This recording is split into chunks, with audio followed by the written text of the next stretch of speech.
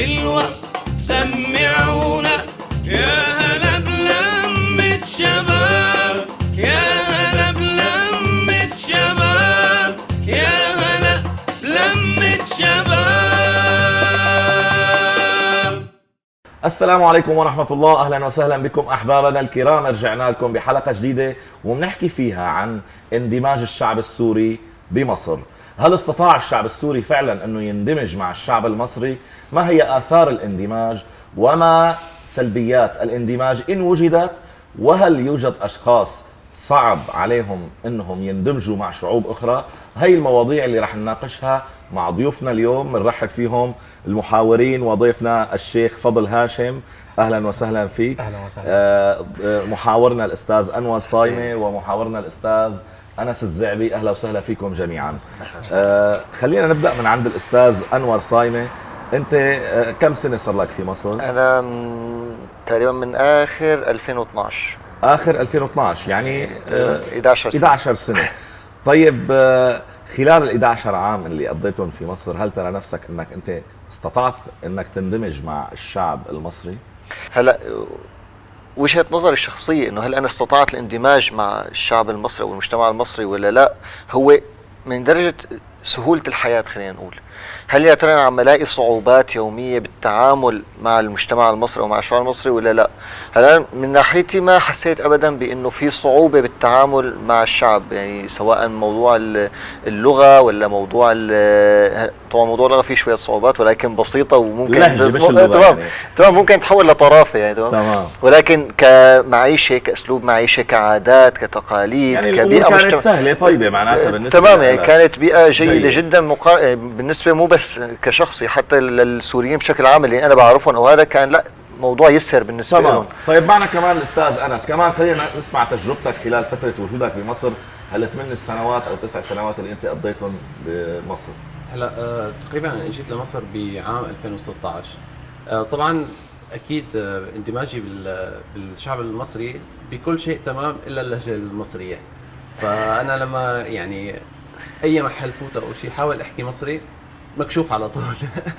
اللي بدي اذكره يعني انه نحن كشعب سوري صراحه بتحس انه نحن مندمجين قبل ما نجي لمصر، سواء بالشيء العمراني، سواء بالثقافه، سواء بطريقه الحياه نفسها. فما بيختلف فعليا عن سوريا يعني باشياء بسيطه جدا. تمام. بالعكس يعني حسيت حالي مثل ما يقولوا ببلدنا الثاني. ما شاء الله. طيب بدي احول بقى الحوار لعند ضيفنا الشيخ فضل هاشم. شيخنا انا بعرف وحسب خلطتي فيك انك انت بمنطقة فيها غالبية سورية، يعني نعم. طبعا توازي الغالبية المصرية الموجودة فيها حقيقي. ولكن انا شفت يعني في كيمياء بينك وبين السوريين. حدثنا عن الموضوع لو سمحتوا. هل استطاعوا ينخرطوا ويندمجوا بالمجتمع المصري ولا كان الموضوع صعب عليهم؟ اولا بعد الحمد لله والصلاه والسلام على رسول الله. طبعا الشعبين والقطرين هم بينهم يعني بفضل الله تعالى يعني وحده تاريخيه. نعم. يعني احنا كنا تاريخيا امه واحده، وما شاء الله على مدار التاريخ كان الشعب المصري والشعب السوري بالفعل امه واحده. وبالفعل يعني احنا وهذا الامر يعني ليس فيه مبالغه، لم نستشعر ابدا ان الاخوه السوريين حلوا ضيوف علينا صدقا. يعني انا عمري ما استشعرت هذا الشعور والله. دائما حتى بالمسجد وانا يعني هتكلم بما يخصني من اطار يعني حلقة المسجد او اطار المسجد. ايوه، والاطار المجتمعي. وما شاء الله تكوينة المسجد خاصة احنا يعني المدينة عندنا، مدينتي تبع القاهرة الجديدة تحديدا يعني ككومباوند، يعني مشهور بانه هو في حياة متكاملة وفي اسر كثير جت من سوريا على هذا المكان، وبفضل الله سبحانه وتعالى عملوا اضافة روحانية طيبة جدا بالمسجد. ما شاء الله. اكتشفنا في الاخوة السوريين ان هم بالفعل متدينين. اذا قلنا ان الشعب المصري متدين بالفطرة، لا احنا لقينا ما شاء الله التدين اكثر عند اخواننا واحبابنا السوريين، وده بالفعل كان حاضر وبقوة. خاصة كمان ان هم ليهم ميول شوية للانشاد والاناشيد الدينية والروحانيات كده بالمسجد، وعملوا اضافة طيبة جدا بالفعل للمسجد. سرعان ما انخرطوا في المقارئ، مقرأة القرآن الكريم. كنا نجلس جلسة كده طيبة، نتناول كتاب مثل رياض الصالحين، نتناول سيرة النبي صلى الله عليه وسلم. سرعان ما انخرطوا بينا وتحدثوا، وسرعان ما وجدت كمان ما شاء الله ان هم حفظوا الخريطة المصرية أكثر مننا كمصريين. يعني حتى بالحركة ما شاء الله، يعني هم تعرفوا يعني من أسوان، من كوميمبو لغاية اسكندرية أو لغاية مطروح. أعتقد بشكل كبير هم ما شاء الله تعرفوا على الخريطة المصرية أكثر مننا كمصريين. تمام. خاصة أن عرفنا أنه شعب حركي يحب الحركة، وعنده حركة اجتماعية طيبة جدا بفضل الله. أنا ما وجدت في حياتي الدعوية أكثر من 8 أعوام أو 9 أعوام منذ أن قدم إخواننا ب 2012 أو 2013 نعم. إلى مدينتي، أنا ما استشعرت أي فروق. ما في اي إطلاقاً. فروق ابدا. والله لم أستشعر أنهم ضيوف، ما شاء الله. لكن منذ أن حلوا هم أصحاب بلد ما شاء الله. الله يخليك والله. سرعان ما انخرطوا بثقافتنا. ونعم المضيفين ونعم الاهل. احنا نعم برضو انا بحكي عن نفسي، ما شعرنا انه نحن ببلد مضيف. يعني احنا جلسنا في بلدنا، والناس اللي جلسنا معهم هم ناسنا واهلنا. يعني الحمد لله ما شعرنا بالفرق. كثير من السوريين خرجوا لبلاد تانية دون ذكر اسماء، عانوا معاناة شديدة في الخيام، في العمل، في كل شيء. اليوم في المدارس، حتى اليوم نحن طلابنا بمدارس مصرية، امتحانات الطلاب بالمدارس المصرية، الشهادات اللي بيحصلوا عليها بيدخلوا الجامعات. لو اي احد حصل على شهادة ثانوية مصرية يستطيع انه يدخل اي جامعة مصرية مثل اي مصري، ما يعتبر طالب اجنبي.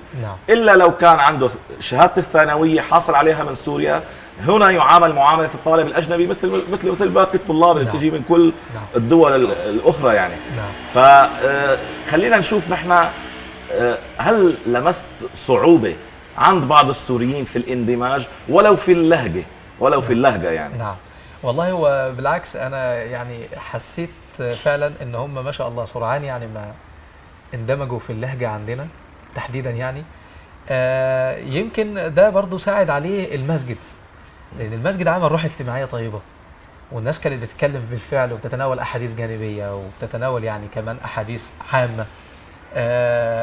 يعني ما شاء الله، فكان تحس إن المسجد وجلسة المسجد، وكذلك برضو بره المسجد كان ما شاء الله في تزاور، في زيارات ما شاء الله، بقى في تعارف والله ما شاء الله، وفي حلقات علم وفي حلقات قرآن وفي كذا وفي كذا. فده ساهم بشكل كبير جدا لإذابة الفوارق.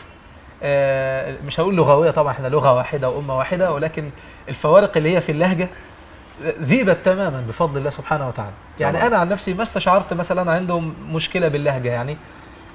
وكمان بدأوا كمان أنا بشوف كثير منهم يتكلم الآن باللسان المصري تمام ما شاء الله. يعني كثير منهم والله ما شاء الله. نرجع لمحاورنا وضيفنا الأستاذ أنور. خلال عملك أنت أنا بعرف أنك شغال في أحد المصانع، مصانع الأقمشة تقريبا، ففي عمال سوريين وفي عمال مصريين. ففي جوانب العمل، نحن سمعنا الآن في جوانب المسجد من الشيخ، في جوانب العمل كيف بيتم تداول العمل ما بين الموظفين السوريين والمصريين داخل الشركة أو المصنع الواحد؟ هلا بالنسبة للعمل يعني كونه في اندماج وكونه الحركة، بسم الله ما شاء الله، الشعب المصري يعني شعب محب للعمل، يعني على عكس ما يروج له. يعني ممكن في ناس يقول لك انه لا الشعب المصري شعب في عنده كسل، لا بالعمل، لا الشعب المصري شعب بيحب العمل. تمام. وهذا يعني كرؤوس اموال سورية ببعض الاحيان سهل لهم اختيار العامل المصري. عامل المصري عامل مجتهد، وعامل بنفس الوقت عنده مهارة، يعني عامل عنده مهارة كتير عالية، وخاصة مثلا بالمجال اللي احنا شغالين فيه هو مجال النسيج. العامل المصري متميز بهذا المجال وعنده خبرات جيدة يعني، وعنده حرفة. تمام. التواصل بين الإدارات وبين الحركات، العام أو خلينا نحكي بشكل عام المجتمع المصري متعود على نظام الشركات، يعني مسيستم. نحن عندنا خلينا نقول مثلا أقرب لنظام الحجي، شركة الحجي اللي هو القرار بمكان واحد. لا نحن تعلمنا منهم تمام، لا انه نكون مسستمين اكثر، يعني انه يكون موضوع لا في شركات، في طبعا اقسام، في قطاعات. كلامك بالنسبه للموظفين اللي هن اصحاب شهادات عليا حتى ومحاسبين ومدراء محاسبه تمام، وحتى بالنسبه للعمال يعني اسلوب تعاملهم مع اللي درجات الوظيفيه اللي اعلى منهم، واسلوب تعاملهم مع السوريين جدا بسيط، حتى لو كان بنفس الدرجه الوظيفيه. تمام، بتلاقي يعني خلال فترة بسيطة خلاص صاروا أصدقاء، وصاروا بيروحوا مع بعض وبيجوا مع بعض وبياكلوا وبيشربوا وخلاص صاروا واحد.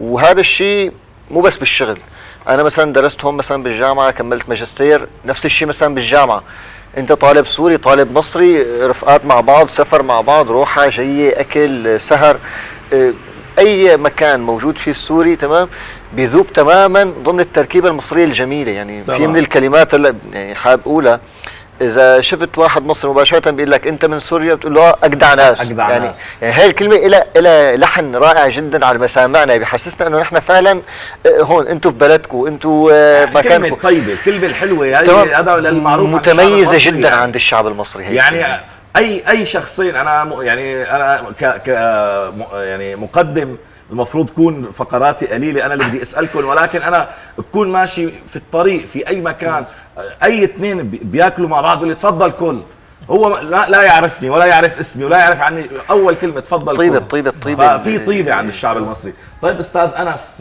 نرجع لك بسؤال كمان. طب هل كثرة الاندماج السوريين في مصر هل تؤثر على الهوية السورية أم لا؟ يعني اليوم لو احنا ان شاء الله رجع الامن والامان الى بلدنا في سوريا ورجعنا الى سوريا، هل سيلاحظ علينا اهل سوريا رح يشوفونا انه نحن لا انتم في كلمات عندكم خلص صارت مصريه؟ يعني في هيك شيء؟ اتبدلتم. هلا ايه طبعا اكيد. يعني انا مثلا اهلي لسه الان بسوريا، فلما حاكيهم فبلاقي لا شعوريا صرت عم بحكي معهم بمصطلحات مصريه. بيكون مثلا مارق ابني او كذا، روح جيب الفلوس، نحن بسوري بنقول مصاري، صار الفلوس بيقول لي الوالد انه فلوس وبالعماره بالكذا. فلا نحن لا شعوريا نتيجه انه نحن هالكلمات عم نسمعها يوميا، عم تتردد يوميا، فصرنا فعليا جزء من هي الثقافه، جزء من هذا الشعب. تمام. يعني تقريبا عير 10 سنين نصير مصريين. هلا ممكن الاستاذ انس حكى كلمه انه جيب الفلوس ونحن بنقول مصاري. نعم. بس مصداقا لكلامه، كلمه المصاري عندنا المتداوله عن الفلوس في سوريا معناها المصريه، الليره، الجنيه المصري. في سوريا لما كان في حكم محمد علي باشا او المملكه المتحده، لا قبل المملكه المتحده تقريبا من 200 سنه. فكانت العمله المتداوله في سوريا القطعه الواحده اسمها مصريه. فيقول له كانت تطبع في مصر، كانت تطبع في مصر، فبناء كانت العمله تطبع، الورقيه تطبع في مصر، فمش هيك انه المصاري فنسبه الى مصر. كان يقول له حسابك كم مصريه؟ يقول له 5 مصريات 6 مصريات، بعدين الجمع تبعها كان يكون مصاري. نرجع لموضوع السوريين ضمن حلقة المسجد أو ضمن دائرة المسجد. في ثمار للاندماج اللي حصل بين السوريين والمصريين، ما هي ثماره؟ طبعا ثمار والله على المستوى الثقافي، صار في تبادل ثقافات. يعني هم سبحان الله برضو الإخوة السوريين ربما كان مثلا بالبداية، وده طبيعة أي مجتمع النهاردة، أو أنا كضيف لما أحل على أي بلد طبيعي جدا في الأول خالص ممكن يبقى عندي شيء من الخوف، مش هقول فوبيا أو خوف، بس يبقى عندي شيء من التحفظ. لكن سرعان سبحان الله بقى في اندماج، وبقى في اندماج ثقافي، وبقى في تقارب في الفكر أصلا، لأن الحمد لله من فضل ربنا سبحانه وتعالى الأفكار واحدة والمنهج واحد، والدعوة بفضل الله سبحانه وتعالى يعني، والمظلة الدعوية جمعت الجميع بفضل الله سبحانه وتعالى. فاحنا استفدنا من الإخوة السوريين حقيقة يعني شيء جميل جدا، إن هو فعلا بيعبر عن رأيه ووجهة نظره، يعني عنده جرأة في التعبير عن وجهة نظره. أنا كنت كإمام مسجد أنزل من على المنبر ألاقي أحبابي كثير من السوريين يجي يقول لي يا شيخ والله أنا شايف إن الحديث اللي أنت تكلمت بيه ده يعني في غير موضعه، وأنا حتما لازم أتقبل. وبالفعل لما أجي مع نفسي كده ألاقي ما شاء الله إن بالفعل هو يعني هو ما شاء الله يعني أصاب. نعم. يعني أصاب الرجل يعني وأخطأ الشيخ، ليس هناك أي فوارق. وفي نفس الوقت كمان بلاقيهم ما شاء الله عندهم جرأة في التعبير، يعني حتى كمان يجي مثلا يقول لي يا شيخ الصوتيات عاليه بتاع المسجد. يا شيخ انتوا بتطولوا، احنا كمان سوريين احنا عندنا الصلاه يعني تكون صلاه سريعه كده يعني خفيفه. هي طولوا دي نعم. بالسجود السجود والركوع. عندنا احد أيوه. المشايخ يعني نعم. هو عنده دكتوراه بالشريعه الاسلاميه. نعم. قريت عنه بوست على الفيسبوك كتب والله عديت 21 تسبيحه في السجود نعم. وما كانش الشيخ يطلع. يا عمي خلي اعتبار للناس كبار السن. نعم. وده كمان يعني حسسنا قد ايه ان الاخوه حبايبنا السوريين ما شاء الله ان هم بيعرفوا دايما يوازنوا ما بين وقت العمل ووقت العباده وازاي بيستغلوا كل دقيقه او كل ساعه من اليوم. فدي حاجه كويسه جدا. على مستوى العمل احنا اتعلمنا منهم الالتزام بالمواعيد، يعني على المستوى الاجتماعي او المستوى العملي او سوق العمل. حقيقه انا كنت بتعامل مع اخ سوري فاضل وكذا مره يعني طبعا بالمصري احنا اساتذه، فاحنا نقول ايه انا 5 دقايق واكون عندك. لا انا قربت انا يعني بيني وبينك 5 دقايق مسافه السكه داخل عليك مسافه السكه. هو ممكن اكون انا لسه بمدينه نصر وهو بالعبور وانا بقول له انا يعني 5 دقايق وداخل عليك، وهي اصلا اللوكيشن مدي 30 دقيقه 35 دقيقه. لكن هم حقيقه حتى الى ان قال لي يا شيخ 5 دقايق بالمصري بتاعكم ولا بالسوري؟ انا بالسوري عندنا 4 دقائق وانا الحمد لله انت شايف الوجه السليم والصوره السليمه. الحمد لله لو تسال مخرجنا عن مواعيدي حيعطيك موضوع مخالف تماما. لا والله انا حقيقه على المستوى الشخصي انا والله تاثرت بالفعل ان هم عندهم ضبط في المواعيد ودقه في الوقت وتقديس الوقت واحترام الوقت. فدي حاجه كويسه جدا بصراحه. تمام. الامر الاخير طبعا الإخوة السوريين حقيقة والله إحنا شفنا كتير منهم عندهم نزعة الكرم. والله يعني إحنا كنا حتى بنشوف ده في المسجد، نشوف ما شاء الله اللي جايب واحد جايب ترمس قهوة عربي زي كده، القهوة العربي جايب مش عارف إيه يعني يجيب ويرحب ويمسك كده فينا لا لازم تدوق الحاجة بتاعته. واللي تلاقيه دايما يجي يعزم حبايبه المصريين وبتاع دايما. حتى يعني أنا حسينا والله بالفعل في وقت من الأوقات ان احنا اللي صرنا ضيوف مش هم اللي ضيوف علينا. الله يخليكم. الله يخليكم. استشعرنا فيهم حته الكرم ونزعه الكرم والله. فهو هذا يعني من الكرم تبعكم. الكريم هو اللي بيستشعر الكريم. 40 يوما صار منهم. والله بفضل الله. احنا كنا نقول دايما عندنا الجوده في الموجوده، لكن احنا لا، الاخوه السوريين حقيقه يعني حقيقه موائدهم دائما تجدها ما شاء الله رائعه. ما شاء الله تبارك الله يعني. الحمد لله. طيب يعني. انا والله مسرور جدا بوجودك معنا شيخ فضل، ومسرور بوجود الاخوه المحاورين. نحن دائما عنا باخر كل حلقه بناخذ انشوده بسيطه نستشعر فيها روحانيات رمضان، فنسيب لك الميكروفون نسمع من حضرتك انشوده ان شاء الله. يا هلا بلمة شباب. صدق الشاعر إذ يقول لمصر أم لربوع الشام تنتسب، هنا العلا وهناك المجد والحسب. الله الله الله الله. ونزين مجلسنا بالصلاة والسلام على أطيب الخلق وسيد الأنام ومسك الختام محمد ابن عبد الله، اللهم صل وسلم وبارك عليه وعلى آله وصحبه أجمعين.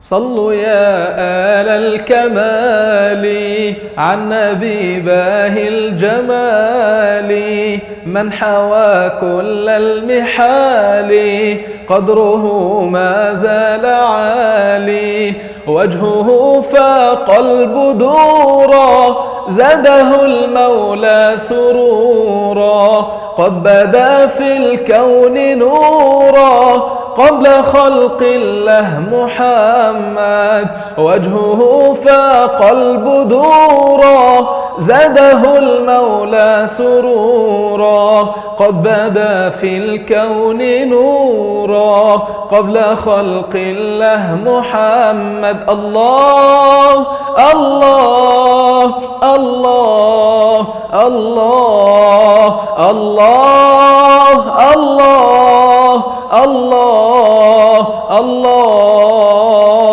صلوا يا آل الكمال عن نبي باهي الجمال، من حوى كل المحال قدره ما زال عالي، يفتح الله العوالم بإمام للمكارم لجميع الرسل خاتم الحبيب مولاي محمد يفتح الله العوالم بإمام للمكارم لجميع الرسل خاتم الحبيب مولاي محمد الله الله الله الله الله الله الله الله صلوا يا آل الكمال عن نبي باهي الجمال من حوى كل المحال قدره ما زال عالي روضة الهادي نبينا تفرح القلب الحزين أبشروا يا زائرين بالشفاعة من محمد روضة الهادي نبينا تفرح القلب الحزين أبشروا يا زائرين بالشفاعة من محمد هذه الدنيا كساعة فاجعل الأعمال طاعة واشتري خير البضاعة من الحبيب مولاي محمد الله الله الله الله الله الله الله الله حبيبي أهلا بيكم يا حضار مرحبا بكل الزوار شرفتونا أنستونا بوجودكم نورتوا الدار أهلا بيكم يا حضار مرحبا بكل الزوار شرفتونا أنستونا بوجودكم نورتوا الدار كلمة حلوة سمعونا يا هلا بلمة شباب